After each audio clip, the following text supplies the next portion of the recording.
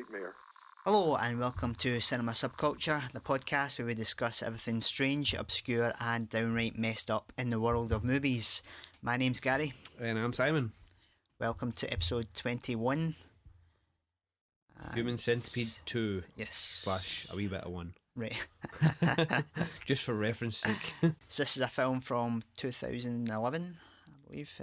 It was directed by the Dutch director Tom Six. Yep. Real name, do you think? Probably not. Well, is it his wife that produces with him? Yeah, It's a sister, surname- I think. Oh, his sister, right. Yeah. Okay. She's got the same surname. Yep. Got you.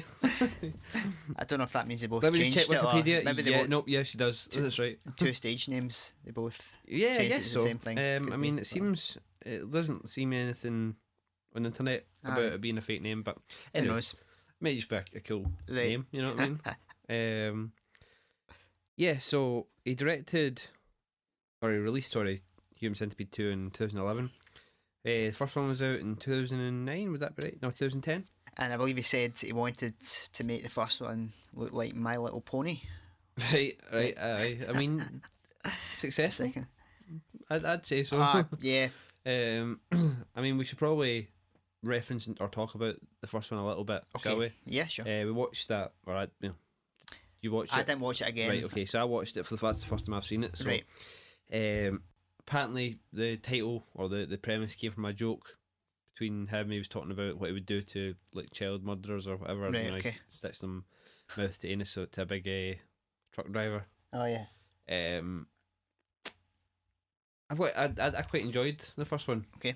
I thought it was I didn't think it was half as cheesy as I thought it was going to be. I thought it was going to be really like, oh no, cringe, like, Right.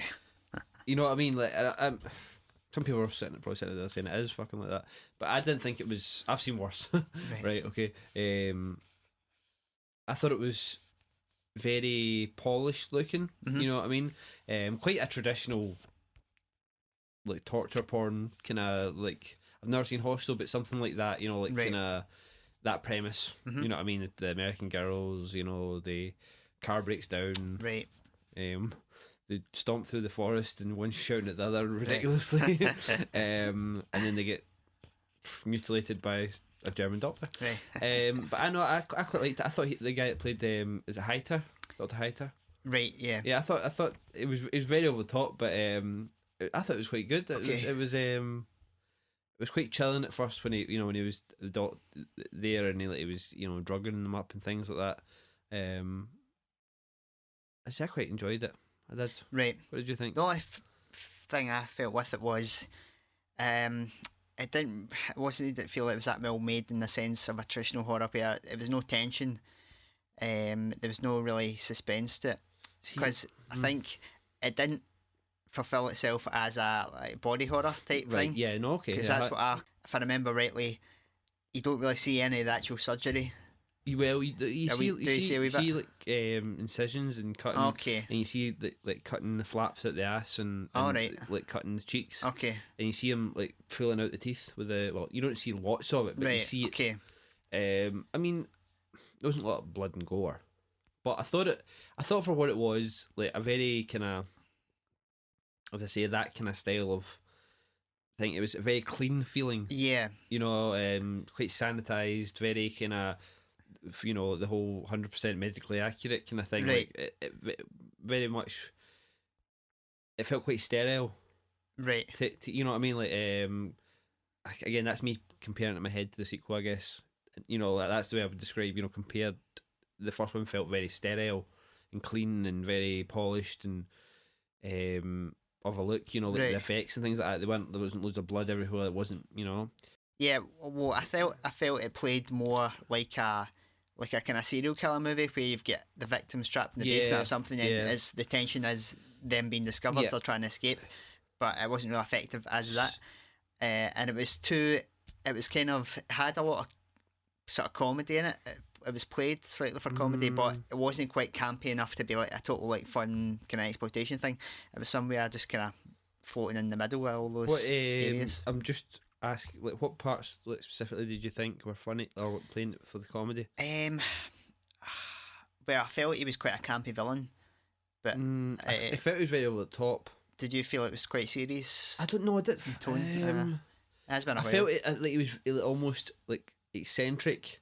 Okay, so there was one bit. Sorry, no, you're right. Probably one of my favorite things about the first film, and I think I want a T-shirt that says it, was the gravestone of the dogs. Mein lieber Threehund. All right. I want a T-shirt that says that. I don't know why. When first time I saw it, I knew like obviously like seeing the picture at the beginning. I was like, oh my god, that's amazing. So I felt that you're saying about the tension. That was for me. The tension was, and the part that made me really kind of think, oh, like this is fucked up. Like I mean, again, comparison to other films, maybe not so, but just when he was showing them the screen, the projector of what he was going to do. Yeah. And I thought, it's bad enough, isn't it?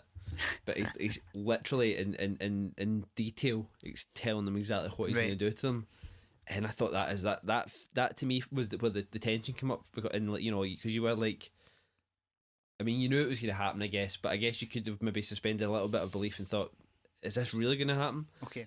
Yeah, it was quite interesting because I remember when it was coming out, it was a bit of a phenomenon in the sense that it's, what's the word, expanded to the kind of popular consciousness in a way. The kind of idea of the film. Everybody people, knew the kind of who were never really into horror, like extreme thing, were like talking about, it sounds so crazy, such a crazy idea. And then I think for me it was too mainstream. It didn't fulfill the kind of nastiness that you might have expected if you're more into that type of thing. But I mean, is it? I think it's the title that was, because obviously like something like a Serbian film or Antichrist doesn't put it right out in Front Street what's happening in the film. Maybe. Whereas this is like the Human Centipede, and like, what do you mean? And it literally is like, you know, you see in the front cover even, you know, the three people, and there's stills from them together. And like people are like, that's fucked up, you know what I mean? So you think that's what it is? Because like, could be. Like, even I'm trying to think of other, like, you don't always get it right there in the title, right? You know what's, because from that title you kind of know. Yeah, I think Kim Newman said about it that it was a revolting premise, but it actually turns out to be a fairly conventional horror film. Sure. It's funny, I was talking to someone about it at my work. I was saying that I was watching these films, and I mentioned I just watched the first one, and they were like, oh yeah, like my boyfriend / husband, whatever, was really into that kind of stuff as well. He liked that one, like, what was it, like Mega Shark versus Piranhas, Super Piranha, something like that. And I was like, alright, like, and I was like, aye, but like, so obviously that's maybe what it comes across to some people in the popular, like, that it's one of these kind of, you know, Sharktopus. So I thought that was quite amusing. The Human Centipede. So I enjoyed the first one enough, and I thought it was fucked up to an extent. More in premise, I guess, than actual execution.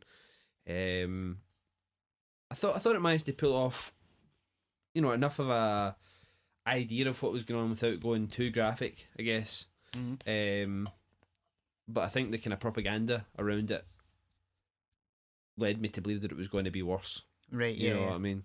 Yeah. But I think that the thing that probably helped it for me was literally that the scene where he describes it and lays it all out for them.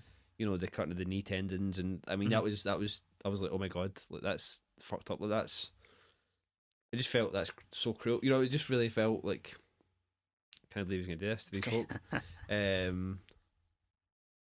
But yeah, it definitely was quite restrained. Yeah, looking back, you know what I mean, especially as we move into the sequel. Right. So we'll move into that now. Yep. I mean, that's what we're here to talk about. I think really that's the one that's worthy of our time more. I think. Yeah, this is a nasty piece of work, pretty much. Doesn't pull its punches at all. No, not at all. Yeah, I think it if you're going to rank the kind of most fucked up films of all time, send my shout. Man, I was watching it and getting near the end, and I was like, this could, this, I want to say this is the most fucked up film I've seen. Right. That's the way it feels. I didn't have the same kind of like wincing or like, oh my god, I can't believe that just happened reaction to any film I don't think we've watched. Okay. Like, you know what I mean? Like, Serbian film had like that moment at the end. I was like, I can't believe they're doing that. Yeah. But it wasn't the same kind of thing. This film right from the opening when he's watching, or we see the end of the first one, and it's in black and white, and then we come into the real world supposedly. It's just so raw feeling, is it? And real. Yeah. Compared to the kind of sanitized horror-esque or traditional horror look of the first film. Yeah. This just feels right in your face, which is weird because it's in black and white. You know what I mean? Because you'd think that would almost give you a separation from it. Right. Okay. You know what I mean? Aye. It would almost be the opposite way. Mm-hmm. But it's weird. But it just gives you that kind of cold, like dirty, real world feel, doesn't it? Yeah. It's... And as a film that is quite sadistic in a sense, similar to Grotesque. It's about showing the sort of Sure. The violence, the torture. But Grotesque to me was more cartoonish. Yeah. Much more like This kinda... is way more graphic. But it's definitely, I'd say it's a much more interesting film than the first one. I don't know if it's entirely successful, and I'm not exactly sure what it's trying to say, if it's trying to say anything. I was kind of musing over it. It has some depth to it. I'm not sure if he's trying to satire the sort of idea of imitative techniques and because it's right there in your face. thing. I mean, that's very, so much to the point where I was really giving it some thought when it was coming to the, or just after I finished watching it. I literally sat there like, watching the credits, thinking like, this might be the film that maybe warrants the most kind of. This almost warrants a knee-jerk reaction from the public saying maybe people shouldn't watch these types of films. You know what I mean? That's what I was sitting there thinking. I eventually came to the thing. Well, I wouldn't have watched it if I hadn't wanted to. Yeah. I came back to the way that I do think, but it did give me pause for thought when I started thinking, I don't want this to happen to me. You know what I mean? Yeah, it really did give me that. I haven't quite formed a conclusion as to how I feel. Because I think in some ways, we can maybe explore this later, but it's in some ways it is satirising it, but maybe as it trying to have its cake and eat it with the extremity, but also saying, don't be silly, nobody could copy this. So it's kind of Well, there's that, and there's the whole. It's right there that the guy was fucked up before he saw Human Centipede. Yeah. Major league. You know what I mean? Yeah, he does. Yeah. He's been abused as a child. His mum hates him because his dad abused him and he got put in jail. Now the doctor they've got in to help him is wanting to abuse him. The guy's not got a lot going from start with, long before Human Centipede was brought into his life. Yeah. You know what I mean? Aye. So... Yeah, so Tom Six is trying to give him some pre-existing reasons why he may have become a sort of serial killer or Human Centipede inventor. Inventor. Yes, I don't know. I think the part that lends credence to the whole he is like pointing out how stupid this is the book that the guy's got that like and literally has scrawled in it 100% medically accurate, right? Which that feels very much like. You know what I mean? What are you talking about? That really feels like that, and the fact that I don't know, just like that, his attempts to do it the way it's done in the film and things like that don't end very well. You know what I mean? He kind of fucks it up, and eventually just says, "Fuck it, I'm gonna use a staple gun and just go for it." He studies quite hard at first. He does the drawings. It's because his mom rips up his pages. Right. Oh yeah, he loses it. He loses the bit that says, "Don't cut too deep on the ass."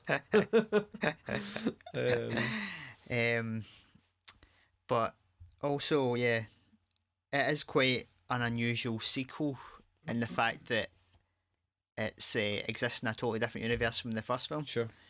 I was thinking it might be unique, but I was trying to think of some, and sure. Halloween 3 is a similar one. I think one of the Prom Night film sequels did it. Did it? Aye. I think after Prom Night, which starred by Jamie Lee Curtis, I think Prom Night 3, there's an actual on-screen toast to the character that Jamie Lee played in the first one. Okay, right. So, trying to think of other ones. There's probably other ones. Yeah. But this is the one that plays it so close to the, like, not just it's in a different universe, but literally it's like parodying itself. Right. Not parodying itself. It's like the anti. It's almost like the film's a parody of this. You know what I mean? Yeah. It's in the sense that this film is so much closer to reality Yes, aye. compared with Mhm. the sort of more theatrical version aspects of the first one. And I quite like that the way that he almost was literally showing that from the, you'd see that up like full screen pictures from Human Centipede scenes from it, and then almost straight after that you'd see the laptop with Martin right there in between us and the camera, Yeah. showing that that's closer to like reality. Yeah, It was quite. Overall, I thought this film was like far better made, and like it really had a nice look to it. You know what I mean? Yeah. Um, Yeah, aesthetic, sort of visually and aesthetically as well. It's much more interesting. mhm. I think it was shot in colour, Right. but you stripped it. Well, Yeah. I wondered that with the poop scene. Right. Okay. When he just uses that to use the brown colour. Right. I wondered that they must have done. Yeah. That would have been hard to. I think possibly maybe just to hide the kind of the sins of the budget restrictions. Sure. So I mean, it does, because there's stuff in there that I've seen other films in colour that didn't feel as impactful as it did in this. Yeah. Like the when he eventually murders his mother, her head's caved in. Right now, I've seen that in other things. And when he sits her up at the table across from him, sorry, that reminded me of something from like one of Romero's zombie films. Right. There's like, I think it's in Day of the Dead. There's something very much like that. Maybe not quite as bloody, but the same thing. But it didn't disturb me as much as that. This looked really, it looked really gruesome because of the deep blacks. What did you think of the whole mother son relation? The whole psycho thing. Did you feel I that? thought Like, those scenes, I loved those scenes because I think that's one of the most interesting part of the film. I mean, it's right there. Like, it's all the way through. Right, her stabbing him in the bed. Like, it just looks like Mrs. Voorhees. Mrs. Voorhees, Mrs. Bates. Sorry, what I'm talking about. You know what I mean? It just looks like that altogether. Those scenes had such a heavy atmosphere. Yeah, it was really creepy. It felt like a Lynch film to me. Yeah, in a sense. but his whole look looked like that. That looked like something that Lynch would have had in the film. Yeah. You know what I mean? Just like the character of Martin, just like was brilliant. I thought. I mean, and performed like crazy. It was not a word spoken. Right. You know what I mean? The only thing was the mother was a wee bit OTT maybe. The acting style. Some of the acting's not really all that great. But I guess I kind of put that down to like she's mental. Right. You know what I mean? She's unhinged, like chapping the ceiling. Yeah. And the guy comes in and goes, "You've made him angry." Like, blaming the son, kill him. Aye. And I'm going to murder us both. You know what I mean? She's not exactly. The kind of domesticity of it made me think of something like EastEnders, directed by David Lynch. Yeah. It's so true. Dr. Legs here to see you. Before we move on, like, just talk about that. Like, I think that was maybe one of the most disgusting scenes when his mother comes in to get him up and tells him the doctor's there, right? And he's all sweaty and that, and just puts his clothes straight on. Right. Not so much as a wet towel over him, Gary. Right. Oh. And that pair of the old doctor still wanted to pump him. Didn't he? That was one of my favourite lines as well, when he's getting head from the prosy. Yeah. He said, I'd rather fuck that retarded boy, but oh well. It's like, oh my god. Because at first I was thinking, is that just in Martin's head that you think he's just very wary of like guys or something? And, the guy just he's like, come on, Martin, you're putting his hand on his knee, but no, it's right there, as again, just right in your face. Right, yeah. He's wanting to pump this boy, says. I really thought from the beginning when he takes out the couple, I thought this was going to be like a kind of like before he had the idea for the centipede. Like, because it looks to me the way he takes him out, like it's almost like he's killed them. Like you don't usually see people get hit with a crowbar on the face after they're down and them not being dead. Yeah, that was. But I mean, he does it multiple times. Right. He not uses that as anesthesia. Yeah, like just to knock them out. Ding, ding, ding. So I thought that was almost going to be something that was like preempting his Human Centipede escapades. Right. But I just was straight into it, wasn't it? Pretty much. Then I like the the sandpaper idea, Right. or any of the other ideas, but that was like, you know. Well, that begs the question. That and the rape scene. That is Trom 6 really taking the mick out of like, the kind of Yeah, concept yeah. of people are going to copy this film. I mean, watching the first one, I really thought like the way he was kind of taking like sexual pleasure from knocking them out and stuff like that, and like, you know, with the, you know, general anesthetic, whatever. I thought that was where we were kind of going with that. Right. He was going to do that. Aye. You know, that like, have sex with the tail, if you will. Right. In the first one. So when it happened in the second one, I was almost surprised. I thought, oh, he's just gone for the barbed wire. And I was thinking, that's an even worse idea than the sandpaper. That's no good at all. Right. You've been tatters. Yeah. And then I saw it and I was like, oh, right, okay, so that's where we're going. Yeah. Yeah, I don't know. Is he just trying to think of the most fucked up things and put it on screen, or? By that point, I was still in-ish by Right. that point. I can still say that's just fucked up and it's maybe something this character would do. But the point that I thought went too far was the pregnant mother giving birth in the car, Right. and then squashing the child's head under the that was. I'm not saying it wouldn't happen if she was in that much hysteria, but that felt like that was just in there to. That, yeah, I didn't understand that really. Nah, that Why felt it was she would do enough for me. Her kind of after the baby was born to not embrace it, and like she basically scoops it out of the way. Yeah. That was enough for me to say, right, this woman almost doesn't care anymore. Mm. But to see that, like, I thought that wasn't needed to get the head squashed under Yeah. the gas pedal. I thought that was overkill. Yeah, it didn't really make sense because it was crying, like you could hear it. It wasn't like it was stillborn or something. I mean, Maybe I she was think, like, because he thought it might have been like had some sort of birth defects or something, just because of the experience of the last few days. I think to me it was playing her off as like having gone mental, like mad, Maybe, with yeah. like kind of everything, which I buy. But I bought it without that. You know what I mean? She wasn't in enough immediate danger to not squash the baby's head underneath the gas pedal. You know what I mean? He wasn't into the car. And even when she did go away, it didn't go away that fast. Aye. So I thought that was just overkill. But that was only a bit for me that like I felt like, why is that even there? Okay. You know. But I mean the film has merit. To me, up to that point, I was in. Right. You know what Okay. I mean? But that just, I felt like that didn't need to be there. It was almost like sensationalizing the Possibly, thing, you know yeah. what I mean? Waiting for one more fucked up thing to do. Right. But what did you think of the like the kind of operation, like comparing it to the first one? If you can remember, Gary. Yeah. Well, to some extent, I guess if someone was gonna make a centipede, it would be the DIY version that Martin makes. Well, that's I like how it's kind of like the film version of a psychopath is a genius level surgeon. Okay, aye. But yet in real life, it's like a kind of backwards mute, Right? like get like what would you call maladjusted guy who doesn't really know what's going on. Yeah. And uses like staple gun and tape. Aye, but it looks like he's sitting out his tools and he's got like a. Oh, yeah. I was expecting to bring out a whisk at some point. What do you think was that for?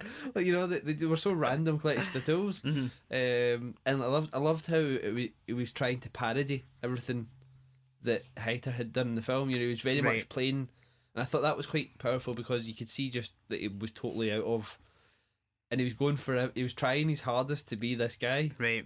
Like, even when he brings the bowl to the head, the leads. Yeah. And like puts out the food, and he's expecting it just to be like the film. You know what I mean? Aye. Yeah. One thing I was wanting to bring up was the fact I felt the first part of the film is very laborious in terms of the pacing. It's every kind of scene's very precise.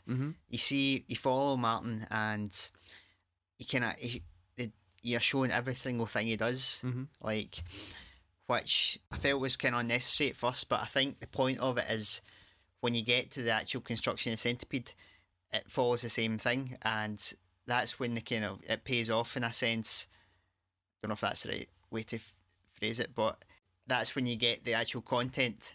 The longer kind of shots and scenes is the extreme graphic nature of it, which makes it much more excruciating. And I think what ranks it as.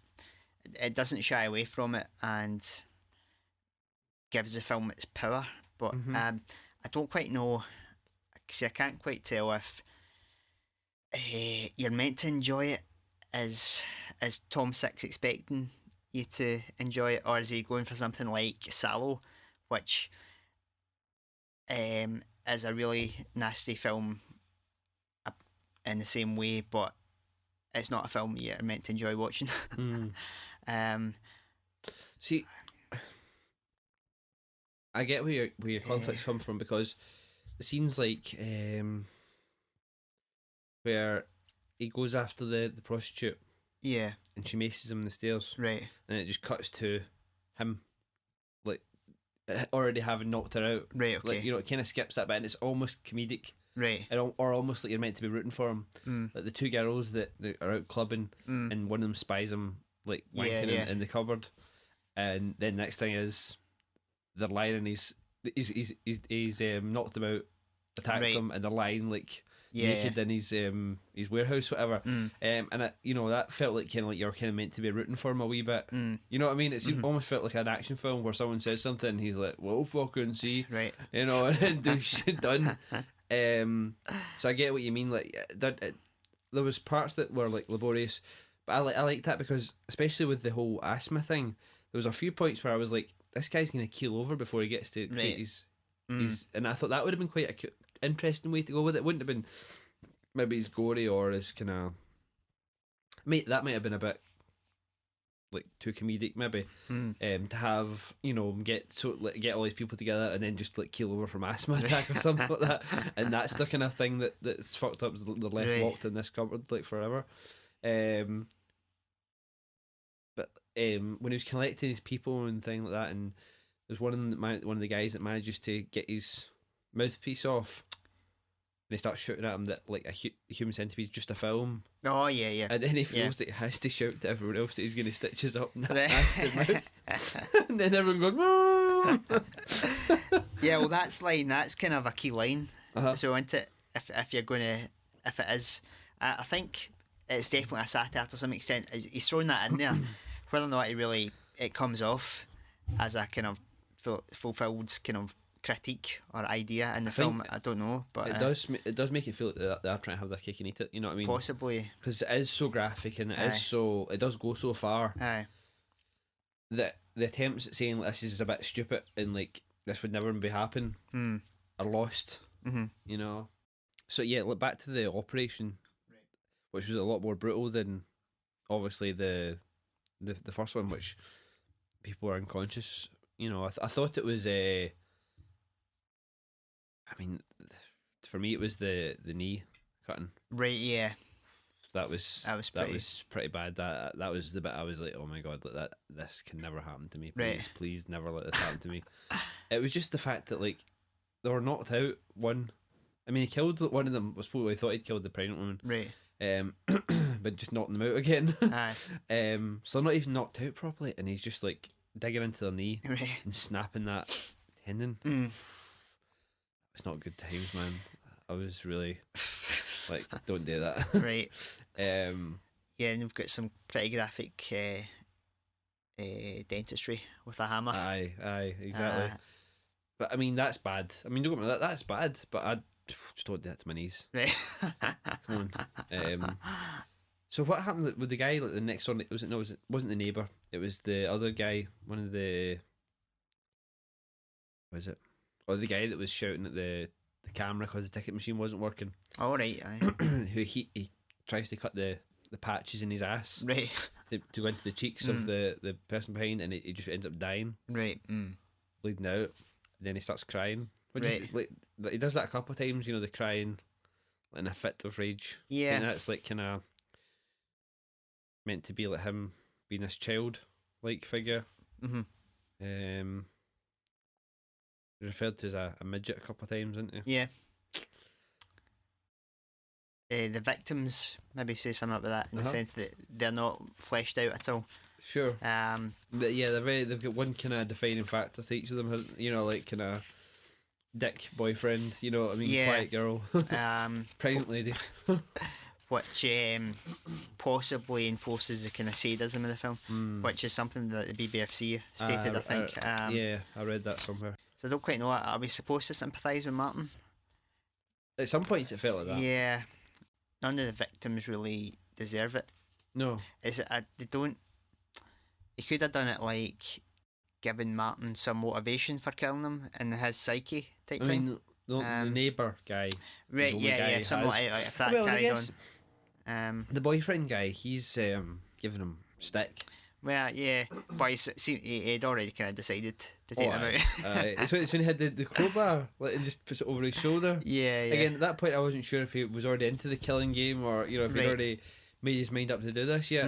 And I wondered what he had the crowbar for. Right. That way it looked a bit kind of. It looked quite innocent almost. At first. She's the only. I mean, I guess like Ashley Yenny's the only one that has any kind of characterization, but it is literally just. She's the actress that played the character from the first film.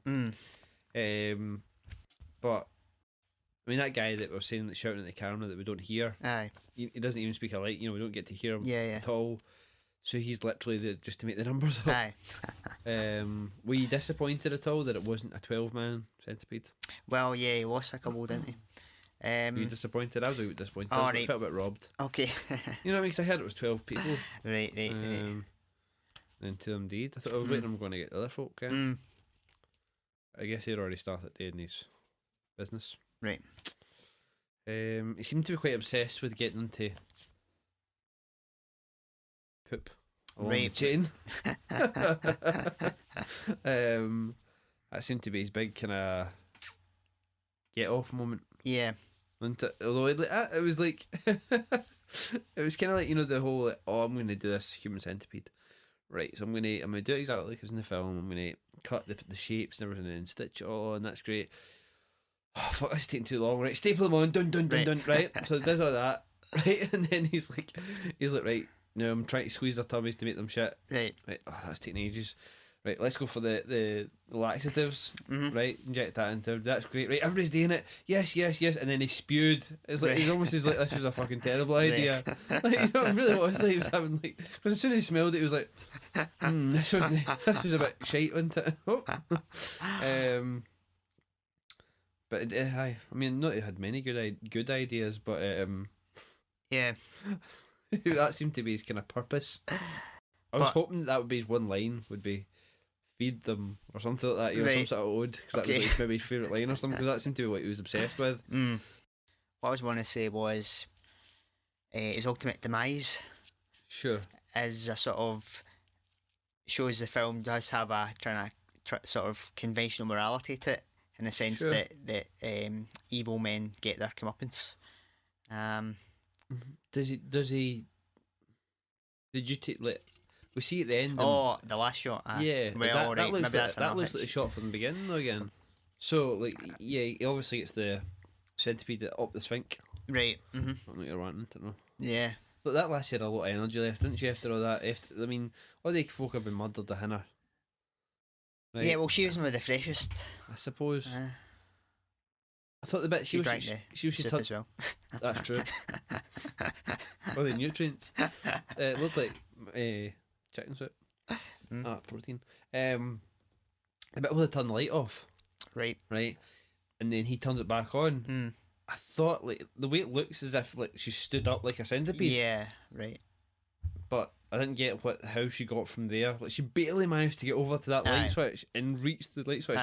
And then the space of time it took him to get from there to the light switch. She's away or got a box, lift it up in front of him. That was just a vision, was it not? Though. Was it? It was his vision. Oh, because she's about to throw it or something, then it cuts and she's just back on the floor. It's part of the centipede. Oh, I thought I don't think that happened. actually happened. Sorry, right, okay. That's what I took from it. Well, that's fair enough, man. So the final shot, did you think it was he had survived and ready to do it again. I thought that's what they were almost trying to imply, but my keen eye noticed that it was just the same shot from the beginning, verbatim. So I wouldn't think. I don't know why they had them drive off. So that would imply survival. Yeah. So you have to do is what the hospital and say I've got a centipede up my sink. I've had worse times up my own, but or that the whole he dreamt it all. It was just kind of because it's the same thought shot. The film finishes, he's watching it, and then he goes, does the finger in your chin, the pensive. Yes, so it's an idea, and that never really crossed my mind. But that does make sense. Yeah, it's another Deus Ex Machina, possibly. Is there any comment on that from him or? What is the director? Not that I've seen, not that I found out, but it could be that he's ready to do it again. Or that would be if that is a real shot meant to be in sequence, right, and that's the last shot and not just a kind of echoing of the first scene, then to me that is what it is. That is almost what he's trying to say, and that then lends credence to the argument of even someone who seems to be quite deranged is not necessarily going to do it. And you're perfectly entitled to think about what you want to do. Yeah. You know what I mean? As long as you don't do it. Almost, you know what I mean? Like maybe it's the whole thing, like, like folk will maybe think about doing it, but nobody in their right mind is going to do it. Yeah, that's it. I think that could be it. I mean, that's I really didn't take that from it the first time, but that you mentioned that that because that adds another thing. If it is that, then that adds another sort of argument into as a satire. Sure. Yeah. And don't be outraged by the sort of extremity. It's a film. Aye. Again, it's only a film. And it's literally somebody's imagination. Yeah. Somebody. It's literally somebody's imagination. Like a film is someone's imagined this. The story of this film, literally, and in the within the film, perhaps. Yeah, I think I quite like that idea of it. I think it works without that, but I think getting to the end, that probably makes things a little more forgivable, like the baby thing. If it's all in his head, then it's his wildest imagination, you know what I mean? So it is going to get pretty wild. Yeah. It might explain a few other things about the mother thing as well, maybe, like his mother committed stabbing. It seems like maybe that may be something that he's paranoid about, or yeah, it could be. But I like that idea. I think in that sense that it's not as annoying a trope as it could be in other films. Just because it re-emphasises the kind of meta nature of the film, commenting on violence in films in itself. And if we go with that, then that it does kind of what we were saying before, that is the extremity justified? I guess it does justify it in a sense, because ultimately it's only a film. But aye, no, that has really shed new light on it for me. It does add that other level to the whole kind of, after watching the first one, like, just this might be the thoughts that some people have after watching it, but it's just a film, and it's just someone's imagination. Yeah. It's not hurting anyone. Horror films are meant to horrify you. Yeah, true. And this definitely, I mean, this messed up. Aye. So I'd say that there were more bits that made me feel uncomfortable in this film than most other films. But I still think that there are things about it that could be enjoyed. Yeah. I mean, you just see like the whole the mother son thing. That worked really well, and I think his performance was really good. But it does maybe lend the whole thing. Are these victims just there for us to see them getting cut up? Yeah. Which, I mean, they literally are there to be cut up by the Martin character. But I thought it was quite ironic it being set in Britain. Okay. And, a British cast and things. with the kind of reaction to it over here. Mm-hmm. It felt like literally Tom Six was like, right, I'm coming to shit in your mouth. You know what I mean? Like, I know you're not going to like this, so I'll shoot it in your country. It Right. was kind of like that. Remember that comment that Sam Raimi said about shooting Evil Dead 3 in Right. England? Okay. That interview he was doing about Evil Yeah. Dead 2. He's saying about like he's going to come and shoot it in England, and the guy's saying you can take it fucking back. Kind of reminded me of that, but it had a completely different feel to the first one. Mm. Like, I mean, immeasurably so, but I think that worked in its face. It's almost like someone else could have made this film about somebody who saw the first one, you know. Right. Yeah. But I thought it was a really clever way to take a sequel, because it could have been just another generic sequel. Yeah. Yeah. You know what I mean? It could have been a prequel or some stupid. You know what I mean? They could have done Aye. anything, but I think this was quite a clever way to take it, and quite in the end result quite interesting to watch. Apparently, saying the third one's going to make this look like Disneyland. Right. Yeah. An exciting Disney film. I saw him. Right. Say My Little Pony. Get a bit of an exciting Disney film. It's going to be set in America, or shot in America. Is it right? Apparently, the next one. It's going to be a final sequence. It's called. Wonder what way he'll take that. Yeah, because not really another level to go to. Well, there is. I mean, he just keep going again. You know, I guess. Yeah, you know what I mean. Like break as the Human Centipede 2 as a film, and then somebody watching that. Yeah, but I think that's too not predictable, but that's too generic now. Right. You know, I don't think you could do that again and have it work the same.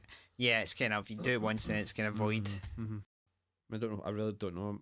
But then I would never imagine them doing this for the sequel. I mean, I knew it existed. Aye. But before I think we started speaking about it, I wouldn't have known that it was meta. Right. Okay. Based. So, don't know how he'll do it.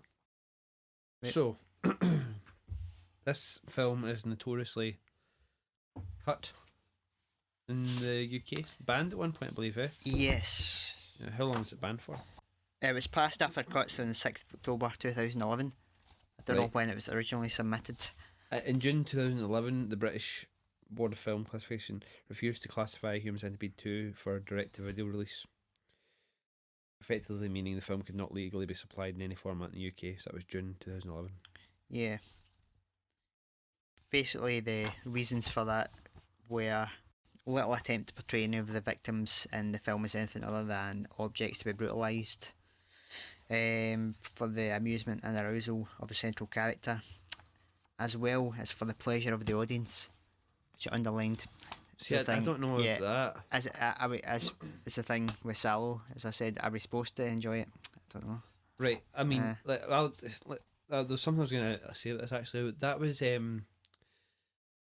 right down from the first victim, the first two that he captures, right? Yeah. The girl's there, and he strips her, right? But we never see anything, right? Right. None of the female characters are explicitly sexualized. I don't think. All right, there's the rape near the end, right? But that's, to me, for the character, that's more about the whole centipede. It's not about that one, right? Yeah. Right, but you know, like I felt that I think it was almost slightly, the characters were slightly more sexualized in the first one. Slightly, I mean, just because of the whole date rape, drug mention, things like that. Okay. You know, it could have been taken. Whereas in this one, I didn't feel like, there was a couple of times I thought that's really, they're playing it really safe, but not showing anything. Like, you know, they had all these naked women, naked guys, whatever. No, you weren't really seeing anything. Yeah. Whereas I thought if they'd been doing it for like just sexual pleasure, or like, you know, trying, I thought, you know what I mean, they would have made it a little more explicit that way. So to me, like, it's definitely for the arousal of the central character, right? But there's your start and end of that argument for the central character. So as part of the story, it's to arouse him. There's no, to me, there's no argument there. Yeah. If that's the part of the story as it fits in, then how can you say that that's a reason? So it's like any rape scene or anything in any film could be classed as the same. but it's make believe, right? So it's a story they're telling about this guy.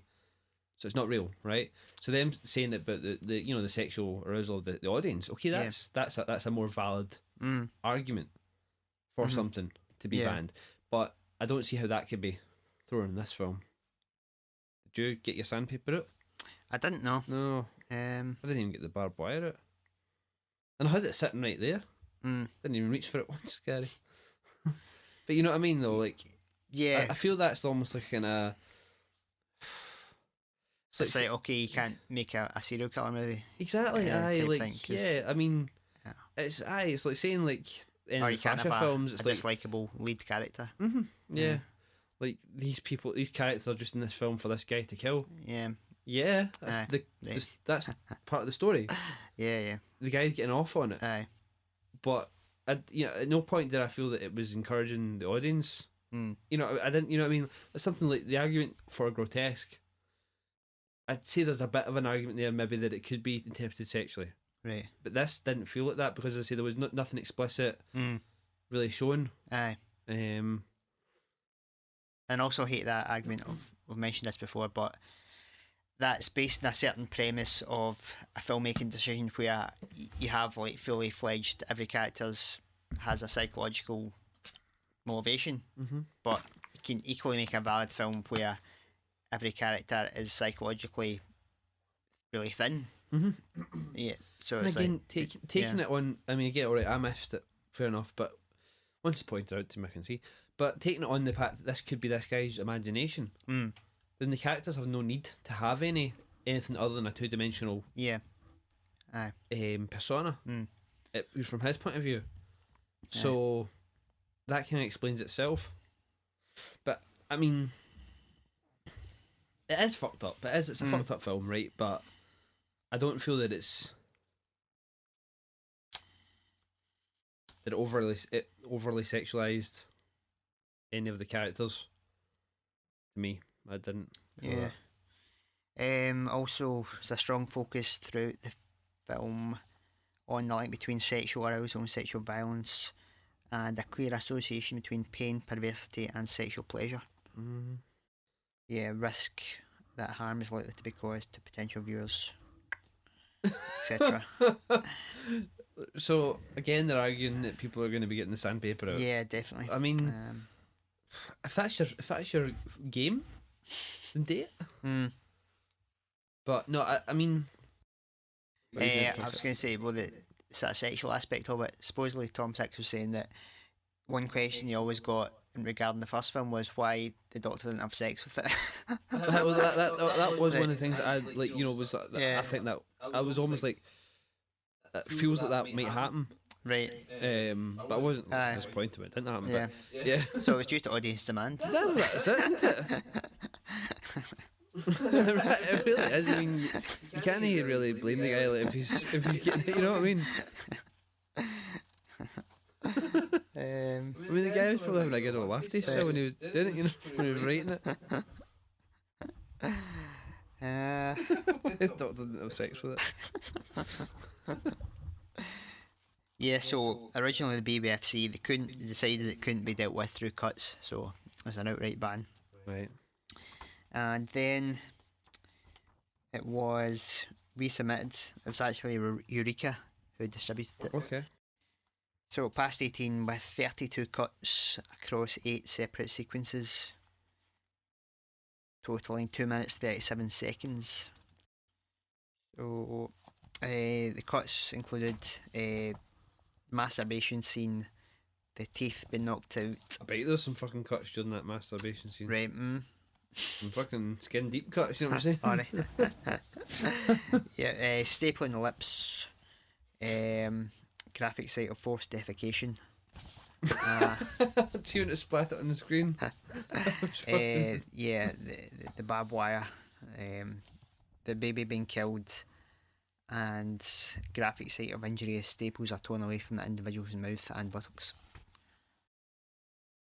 I think, I mean, of all the films that we've watched,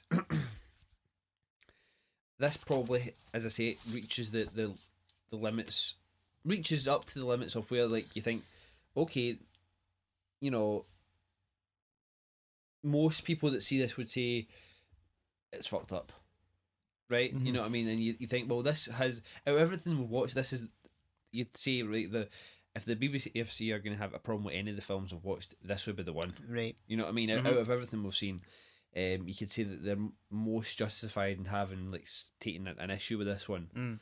But even at that, watch it. You know what I mean? I could. I was going to say that if I hadn't watched it for the podcast, I might not have watched it. But that's a lie, because I wanted to see the first one. Right. Okay. For a while before we even started doing this, Yeah. and I would have seen the second one at some point. Just because I'm a sequel freak. And that's my choice. You know what I mean? Yeah, I think if you want to give a badge of merit to just films for being the most extreme, it's probably one of them. Sometimes that's justification in itself, I find, even if it's not a good film. I don't know. You made it through. Yeah, like okay, I've achieved something. Yeah, no, you've broke some sort of ground. That's kind of why I kind of watch these films, I guess, just to see what it is. Yeah. What is the most? Where is the line? On top of that, it's got some interesting aspects to it. That's it. I mean, it's got the advantage of being that kind of extreme film, like one of the more extreme that I've ever seen. Yeah. And we've definitely covered here, but it's not a bad film. It definitely has some good elements in it. You know what I mean, it's quite creative. Yeah, it's debatable how much depth is there. Whether you think he is achieving some sort of satire or he's just kind of throwing it in. Sure. So you would rank it up there. It's interesting to get your perspective, like coming to them for the first time. I definitely say so. Like, it's definitely like something like a Serbian film was very like tongue in cheek and quite I guess cartoonish as well to an element, right? Then something like Antichrist had a little more of a kind of atmosphere, very more arty, kind of almost like supernatural elements to it. Yeah. Right. Whereas this is just playing it as this is real. Yeah. You know, there's no kind of this is happening because this is just playing it as this is like raw, and you know what I mean. So you felt very there, and you were seeing this. So yeah, I'd say this is probably definitely up there. Like, as I say, for the films we've covered, definitely it's the most extreme film, I think. Right. Maybe not in the general public. I think still something like the Vomit Gore trilogy would something that people wouldn't sit through. Right. But that's different again because those aren't shot like movies necessarily. Okay. Yeah. But for me, I think this was probably up there. What about yourself? I think it's more excruciating to watch, more difficult to watch than the Vomit Gore trilogy, definitely. I mean, it's similar to like some of the guinea pigs or something in the way that that's the only kind of raison d'etre for it. Sure. And some of them are quite tough, like in other sort of similar pseudo snuff films where it's just like that's it feels like a kind of pseudo snuff, but it definitely has a more film feeling to it. But I get what you mean. It's definitely got that. Okay, so this is the part of the show where we discuss film news. You stay because something said Gary. I'm not happy. I'm not chuffed. Right. Send your complaints to Gary. Gary at wanker.com. Right.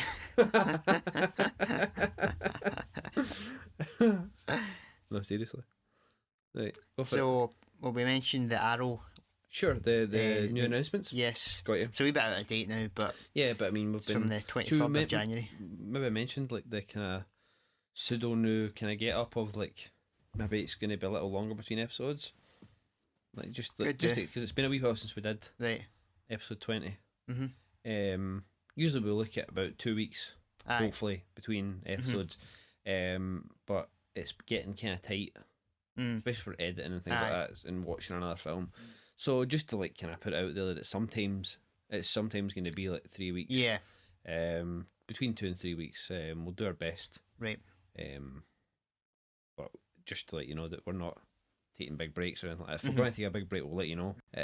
But just to explain that a little bit. But Right. anyway, that's why the news is a wee bit out of date. That's Aye. what I'm saying. Okay, Gary. So what have we got? What have we got, Gary? Got is it all? It's all Blu-ray. That was a Yeah, pretty much. Yeah, I'm sure it's all Aye, Blu-ray. aye. That was a it was a bit of a bold move, you might say. Well, Sure it annoyed a few Arrow fans. well, They're still in the DVD. yeah, most of world. them are dual format though. Right, well, true. Aye. So I mean, it's not really annoying Aye. that much. They still want if they want them, they can get them. I mean, So we've got Night Riders from George Romero. yeah. Two Bava films, Baron Blood and Black Sabbath. Yep. Motel Hell. Sure.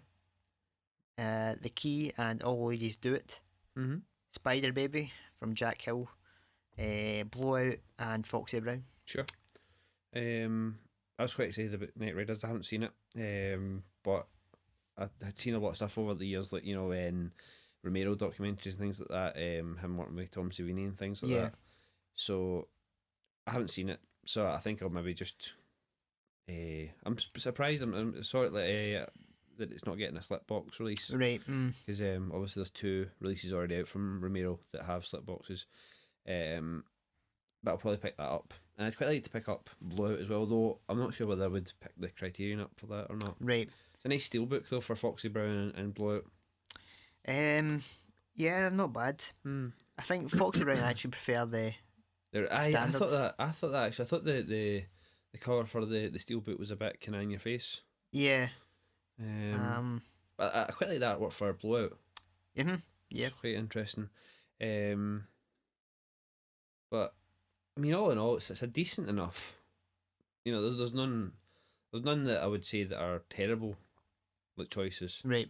At least it's all kind of cult films. Yeah, it's quite an interesting lineup. Saying that the only film I've seen is Blowout. Yeah. Which I'm not that keen on. Right. But Spider Baby, that's something I've been wanting to see for a while, so I might get that. I mean, Night Riders probably is the only one that jump out at me. That was like, probably will get that. Yeah. Definitely kind of thing. Foxy Brown, I'm curious to see. But I mean, a decent lineup. Yeah. Nothing terribly strong, but nothing. That's you think what. Right. There's 2 other titles. Am I right in saying that have been kind of pseudo announced? Right. Yeah. Recently, which were Deranged and Squirm. Deranged from 1974 and Squirm from 76. Kind of like Squirm's a bit of a kind of monster movie. Okay. Type thing. And Deranged is apparently based on the same true story that inspired Psycho, Texas Chainsaw Massacre, and Silence of the Lambs. Right. So Ed Gein. Yes. Well, it doesn't specifically mention that, but right. Yeah, that's So I don't know. Again, Squirm's probably one I wouldn't mind seeing, but I'm not going to rush out and buy it. I don't think. But yeah. Well, we mentioned so they're doing more of these erotic type thrillers, soft core. Yeah, oh yes, yeah, they've done a whole bunch. Is it Richard? No, Meltzer, is it? Right, something like that. Yeah, Radley Metzger or something. Paul Daniels. I think it's Richard. Paul Daniels. Is it no Richard? No, I think that's his brother. Is it Dick Metzler? Right. Yeah. So, I'm just gonna. We're just gonna mention that one of them that's just been released, The Score. Yes. It's unfortunately been cut, I believe. I think it's just called Score. Is it Score? And Yeah. The cut US softcore version was past 18 for strong sex and nudity with 6 minutes 53 seconds of pre-cuts for the Arrow release. 6 minutes? 6 minutes. But, is it some unsimulated oral sex? Oh, right, okay. But Seen that before. Yeah, interesting. They offered an uncut R18, Right. but maybe Arrow didn't want to do that. As far An as I know, that you uncut can. R18? Yeah, What's that? as for porn, Right. I believe you can only sell R18s in sex shops. Right, okay. So probably don't want to go down there to pick up Blu-rays, do you? Get head on a dead net. What's under the shelf? £50. Right, interesting. According to Melon Farmers, it says it looks like Arrow submitted the uncut version and the BBFC requested cuts of 2 minutes 3 seconds. Rather than implement the cuts themselves, Arrow submitted the cut US version instead, which meets the BBFC demands but is substantially shorter. Presumably using the US existing softcore version makes it easier in terms of soundtrack and commentary. So they just didn't bother to cut, didn't take the time to cut it themselves, just... Yeah, there's the cut US version and the US hardcore version, which is available on Blu-ray as well. So that's a bit of a cop out, isn't it, really? yeah, You're kind of wanting stuff uncut, aren't you? well that's it. You're wanting to see your unsimulated oral sex, you know what I mean? Because now that you can that it's there, you're not going to buy that in, No, and no see it. I don't see why you would want to get that. No. I mean, that's a £16 probably Blu-ray, right? And you're not getting to see the unsimulated oral sex. And you can go into the internet for free and see unsimulated oral sex. I don't know what the story is, but I mean, it's not worth it to me. So, similarly, well, in a different, to contrast that, although I don't know if there's any reports of unsimulated oral sex in it, but how are we saying it? Is it Baise-moi? Baise-moi. It's been released on DVD, uncut. Is that just DVD? That one? I think is so. Yeah, that's. I don't know why it's just. Might be just the elements that are. I can't remember reading something. Maybe that was the best, full version that they had. Oh right, okay. Well, there was no HD for it, but yeah, that was previously cut. Yeah, I mean that's quite decent that they've managed to get that. Aye. Out. So that was released not that long ago by some. Who was that put out by? I read it somewhere. No, it was a Vision Video or Winchester Film, but I thought it was put out by somebody that we more knew the name of. What did they put out in Blu-ray? DVD. Doesn't say when, but it was a 2000 film, was it? By Baise-moi. Could be something like that. But yeah, so that's one that's quite controversial, I think, isn't it? It's got a lot. Well, you seen it? Aye. It's not that good. No good. No way. Okay, there you go. That's the final word, isn't it? Final word. Anything else news-wise, Gary? Well, we talked about HMV. Oh yes, there's a few wee developments. Yeah. Looks like they're going to be saved to some extent. Yep. The Air store isn't closing. Aye, there was a list of stores. 2 of the 20 stores. 3 of the 20 stores, I think, in Glasgow are closing though. Right. No, it's not 20, but there's lots. Yeah, but none of the ones that are in 200 metres of each other. They're like within. But yeah, so there's. Aye, there was an article about it in Sight and Sound. Sure. Supposedly, I think it was a conglomerate of distributors. Right. That came in. Hilco was the name of it. Hilco, right. Yeah, I think was saying here that sort of the film distribution market realised they couldn't really do without a high street presence. Right. Because it says here, according to the British Video Association, in 2012, physical discs, as opposed to downloads, still accounted for more than 78% of consumer expenditure. Right. In the 2.3 billion video market. Pound market. That's fair. I'm glad. It's actually quite encouraging to hear that. Aye.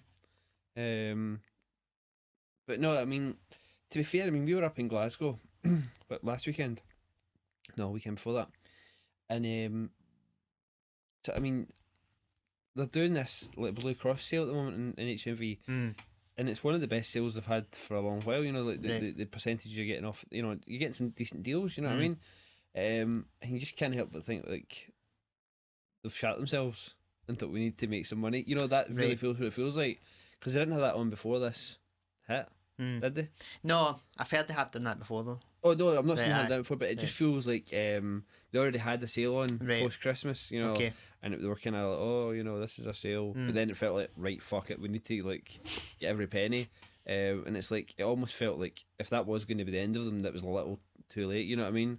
But if they did like that kind of level of sale all the time, then I'd happily buy from them. Yeah. You know what I mean? I've had some couple of good deals like in the last few while there, like just from when we were at Glasgow or whatever.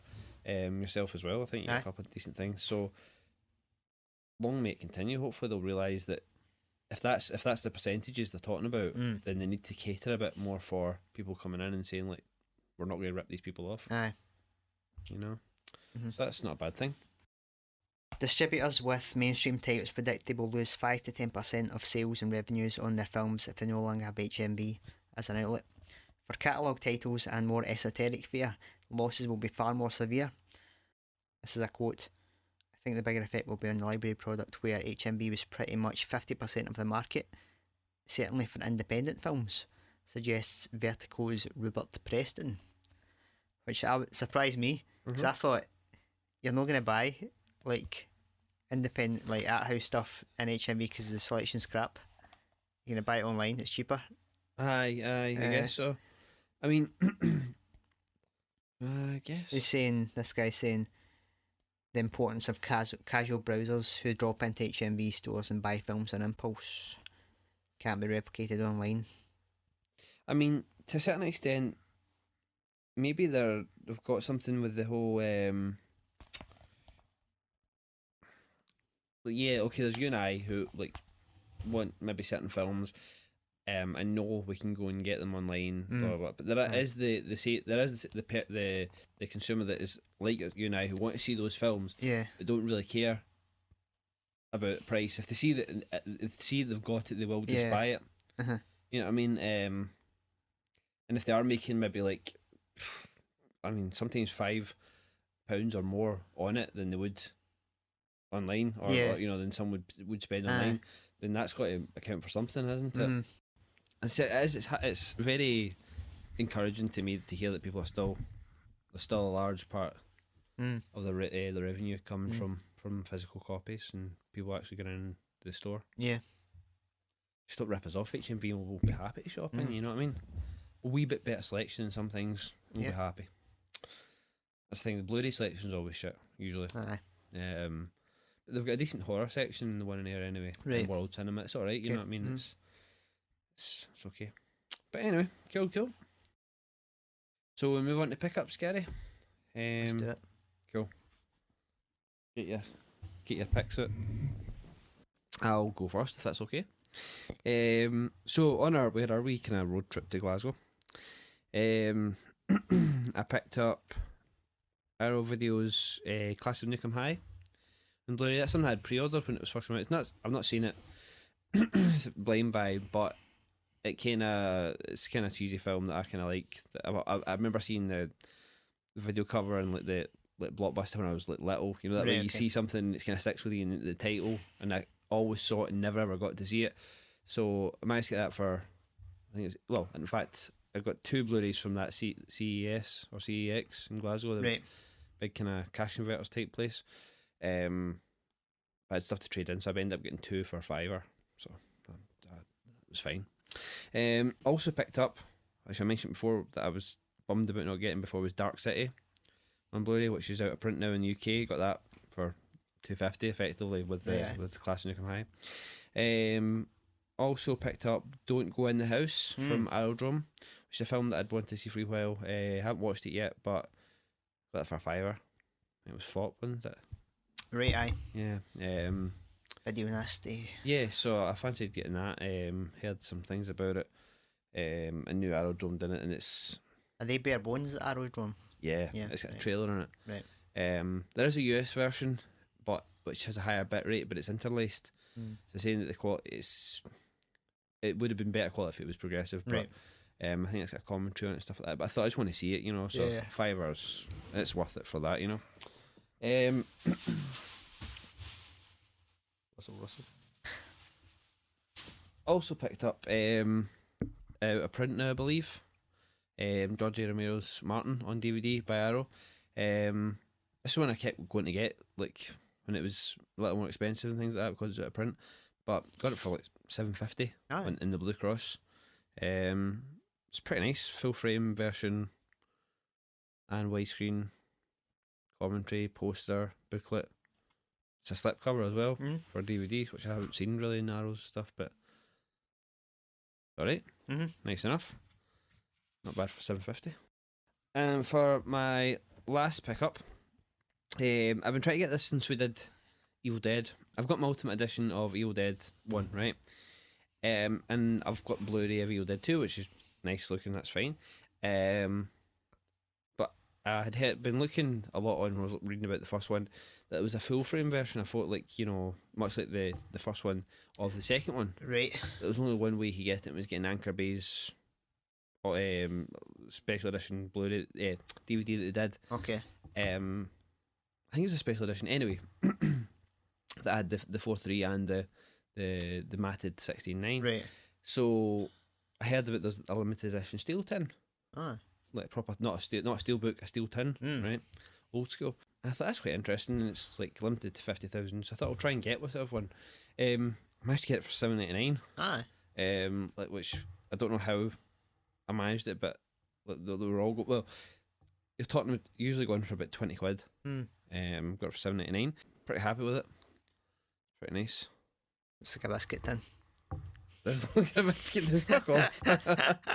It does look like a biscuit tin now. Sold. I've got an issue actually about condition listing for eBay. Not for this.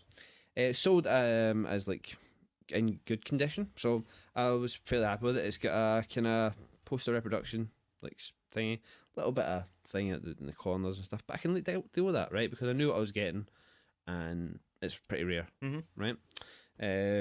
Nice booklet by Bruce Campbell. Again, some corner damage, but I'm okay with it. Quite nice. A little thing advertising one of the games, but it comes like a CD box. Aye. It's kind of weird. I know it's like totally like the first days of DVD almost, isn't it? So I don't know how to do this. Right. But I quite like it. Right. I like the artwork. It's pretty cool. So you know the kind of iconic Evil Dead artwork for that guy. You know the guy. Oh, aye. But again, for $7.99, I thought it was a pretty decent pickup. So the tins, and I'd say more or less, maybe I'll be down there, but it's in decent condition. It is a bit like a biscuit tin again, I guess, Gary, but I think it looks nice. No? It's alright, yeah. Bought it for $7.99. So see, I really just wanted it for the full frame version, because I think the film is matted. It's actually a surprisingly decent transfer in it. Like, I'd heard that the older transfer wasn't great, but it's fine. You know what I mean? It's obviously DVD quality, but like, when you're watching in the full frame, you get the kind of, it's not as harsh grain as you do on the matted. You know, obviously like with the first one. So yeah, pretty happy with that. A couple of weeks ago, I picked up a few things at HMV in the Blue Cross sale. I got the documentary Corman's World on Blu-ray. £6. It's not bad. Good. It's a pretty good documentary. Sadly, it's a bit short. I found 86 minutes. Oh, right. I'd done me more. Yeah. But it's got like some good interviewees in it. It's got Scorsese, Ron Howard, William Shatner. The Shat. Yeah. And I got this I Spit on Your Grave, Blu-ray, the UK one. Basically just to get the packaging. Yeah, it's nice. Yeah, it's from 101 Films. So I wonder where they get the idea for the slipcase. I wonder. It's quite familiar, but I can't quite place it. No window, but that might have been too much for them to put up for. Yeah. Yeah, I'm jealous of this one. This was one I tried to get in Glasgow as well, but the only one I could find was a little tattered and stuff, so that's a really nice find. Yeah, because I'd also picked up the US Blu-ray, so I put that inside. But you got the US Blu-ray now? Yeah. When did you get that? Just came through last week. Oh, right. Aye. So that came in like an eco case. So you want to get that in there. Yeah. I also picked up Sallow, the BFI edition. It's got a bunch of like documentaries and stuff. which went on the Criterion edition. Sure. About Pasolini and all that. So got they're usually quite expensive. Got a decent deal on that. It was like £9. So That's pretty good. some Masters of Cinema. Fear and Desire finally Oh, came through. yes. Had to wait ages for it. Zavi was a bit sluggish in getting out, but Okay. I was wanting to say something about the shorts. Mm-hmm. A wee bit disappointing. Oh, really? I don't know where they got the transfers from, but Day of the Fight, that's substantially better than the version I had. Uh-huh. But for some reason, it's a shorter cut, which I don't quite understand. But the one that I had a bit of the intro. I had sort of an intro section, which possibly Kubrick didn't direct. That was put on by the distributor or something. Right. But that's not on this edition. Right, so you think... So it could be that. So it'd be a bit of a shame. And also Flying Padre looks much worse than the version that's available online. Oh, really? Yeah. That's weird. I don't know. It looks like it's come from a video, like a VHS copy. Right. So I don't know where that other version is from. So are they just in standard def or? Yeah. So that's a wee bit disappointing. Seafarers is slightly better. It's been restored, but it still looks quite rough. But there you go if you're interested in the shorts. Beware. the actual film looks really good. Generally, although it does have quite a lot of like emulsion specs, quite a constant barrage. Right. Which a wee bit distracting, but it's this thing with a restoration. You take out the big stuff, and then the wee stuff looks big sometimes. Aye, I get you. I've heard restorers talk about that. I got 2 of the Hitchcock Blu-rays, the MGM titles. Oh yeah, There's the US ones, eh? Yeah. Rebecca. Spellbound and Rebecca. They're going quite cheap out on Amazon, £6 something. .com. .co.uk. Oh really? Yeah. Right. Didn't get Notorious. Yeah. For some reason that was higher priced. Right. So still to get that one. Is it from a third party? Aye. Yeah. Cool. I got Fort Apache from John Ford on Blu-ray. Okay. I think this was a crazy price on Amazon.com, £3.17 or something like Right. that. So it was a point where I was skint, but I don't know, I couldn't pass that up. This is actually Warner Brothers put this out.